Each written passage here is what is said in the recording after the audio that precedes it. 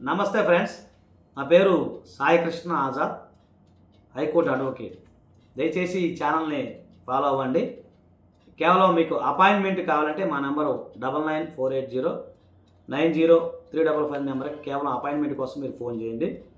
అలాగే ఈ వీడియోలో ఎలాంటి ఎడిటింగ్లు ఉండవండి, ఎందుకంటే మాకు ఓపెన్గా ఉన్నదన్నట్టు చెప్పడం మాకు ఇంట్రెస్ట్. నాకు అదే నచ్చింది, అదే ఫాలో అవుతున్నాను. అలాగే తెలుగులోనే మొట్టమొదటి లీగల్ ఛానల్ మందే. దయచేసి ఈ వీడియోని అందరికీ షేర్ చేయండి, ముందు సబ్స్క్రైబ్ చేసుకోండి. ఓకేనా ఫ్రెండ్స్? ఇకపోతే ఈరోజు అంశం ఏంటంటే అతి చక్కటి అంశం మీతో మీ ముందుకు వచ్చాను. అదేంటంటే వీలునామా.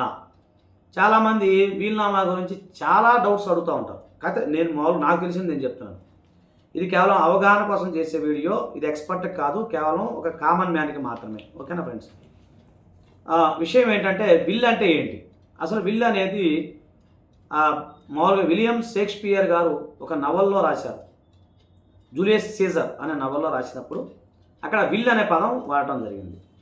సో విల్ అనేది ఏంటంటే మన తెలుగులో ఆటోమేటిక్గా విల్ అలా మనం తెలుగు భాష చాలా గొప్పది కాబట్టి దాన్ని మనం మన దాంట్లో కలిపేసుకొని వీలునామాగా మనం మార్చుకున్నాం. ఓకేనా ఫ్రెండ్స్? ఇకపోతే వీలునామా అంటే తెలుగులో మరణ శాసనం అంటాం. అంటే ఒక వ్యక్తి తను జీవించి ఉన్న కాలంలో సంపాదించిన స్థిర చర ఆస్తులు ఏవైతే ఉన్నాయో తన తదనంతరం ఎవరికి ఏ విధంగా ఎలాగా గుర్తుపెట్టుకోండి, ఎవరికి ఏ విధంగా ఎలాగ చెందాలి అని రాసే మరణ శాసనాన్ని వీలునామా అంటారు.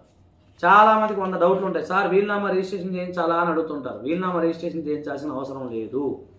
అలాగే వీలునామాకి సంబంధించిన ప్రత్యేక పేపర్లు, స్టాంప్ పేపర్లు అవి ఉంటాయి కదా, అవన్నీ ఉన్నాయని అవి ఏం నక్కలేదు. జస్ట్ ఇగో ఈ వైట్ పేపర్ మీద మీరు వీలునామా రాసుకోవచ్చు.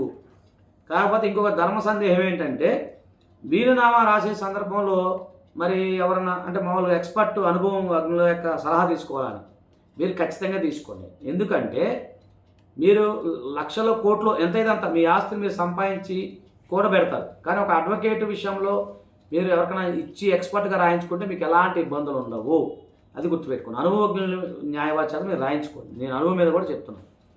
సార్ చాలామంది అడుగుతున్నారు మళ్ళీ, సార్ రిజిస్ట్రేషన్ ఆఫ్ విల్ అనేది అవసరమా అని. ఖచ్చితంగా అవసరం లేదండి.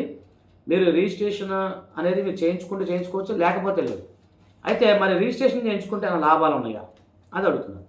రిజిస్ట్రేషన్ చేయించుకుంటే ఏంటంటే వీలునామా రిజిస్ట్రేషన్ చేయించుకొని అది దానివల్ల 2 రకాల లాభాలు ఉన్నాయి. ఒకటి రిజిస్టర్ వీలునామా అనేది ఏంటంటే అంటే ఎలాగైనా మోసపూరితంగా కొన్ని కేసులు చూసాం. చనిపోయే ముందు చాలామంది తెల్లకాయతల మీద సంతకాలు పెట్టుకుని వీలునామా తయారు చేసుకుంటూ ఉంటారు. లేదంటే కొన్ని సంతకాలు సిగ్నేచర్ సరిగా ఉండవు. ఇలా కొన్ని ప్రాబ్లమ్స్ ఉంటాయి. అలాగే రిజిస్టర్ వీలునామా అయితే ఎలాంటి ఇబ్బంది లేదు, గుర్తుపెట్టుకోండి. దాని ద్వారా ఎలాంటి ఇబ్బంది ఉండదు, మీకు లీగల్గా ఉంటుంది. ఎవిడెన్స్ విషయానికి వస్తే ఎవిడెంటికల్గా క్లియర్గా ఉంటుంది. ఎందుకంటే రిజిస్టర్ గారు ఉంటారు, అక్కడ 2 సంతకాలు ఉంటాయి, అన్నీ ఆయన ముందు జరుగుతాయి కాబట్టి.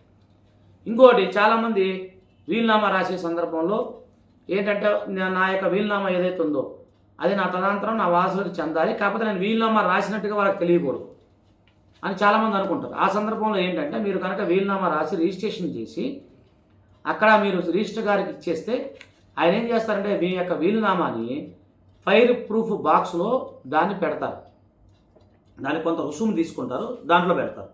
పెట్టినప్పుడు ఏమవుతుందంటే అప్పుడు ఎవరైతే రాసిన వాళ్ళు ఎవరైతే ఉన్నారో చనిపోతే దాని తదనంతరం యొక్క వారసులు ఎవరైతే ఉన్నారో గుర్తుపెట్టుకుని వారు ఆ లీగల్ ఎయిడ్ సర్టిఫికేట్ తీసుకొని ఆ రిజిస్టర్ గారికి చూపిస్తే అప్పుడు వీలునామా రిలీజ్ చేసే అవకాశం ఉంటుంది. సో ఇలాంటి కొన్ని ఫెసిలిటీస్ ఉంటాయి. కాబట్టి వీలునామా అనేది రిజిస్ట్రేషన్ చేయించుకోవడం ఉత్తమం, నేను చెప్పేది అది. కాకపోతే రిజిస్ట్రేషన్ చేయించాల్సిన అవసరం అయితే లేదు. ఇది మన యొక్క వీడియో యొక్క సారాంశం. దీనికి సంబంధించి మీకు వీలునామాకు సంబంధించిన ఏదైనా డౌట్స్ కానీ అలా వీలునామా రాయాలన్నా ఇంకేదైనా కావాలంటే మా నెంబర్ కేవలం అపాయింట్మెంట్ కోసమే. మరి సలహాలు తెలుసాలి మీరు దయచేసి మమ్మల్ని అడగద్దు. అపాయింట్మెంట్ కావాలంటే మాత్రం 9948090355 నెంబర్ కేవలం అపాయింట్మెంట్ కోసం మీరు ఫోన్ చేయండి. Thank you. నమస్తే. జై హింద్.